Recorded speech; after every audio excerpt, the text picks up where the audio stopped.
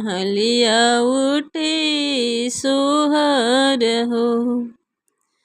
आंगना में जन्मे राधा रानी, जेल में कन्हैया जन्मे हुए ललना। महला में जन्मी बलिराम, महलिया उठे सोहर हो। केहू लुटावेला अन्न धन केहू सोनवानु हो ये ललना। केहू लुटावे मोती चौरा, महलिया उठे सोहर हो।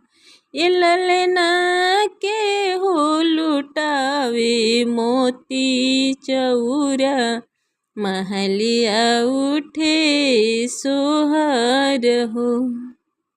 आमा लुटावेले अन्न धन पापा, मोहरानु हो ये ललना। दादी लुटावेली मोती चौरा, महलिया उठे सोहर हो।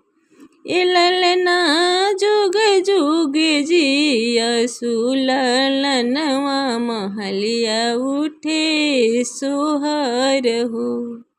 कहवा में जन्मी राधा रानी, त कहवा में कन्हैया जन्मे हो ये ललना। कहवा में जन्मे बलिराम, महलिया उठे सोहर हो।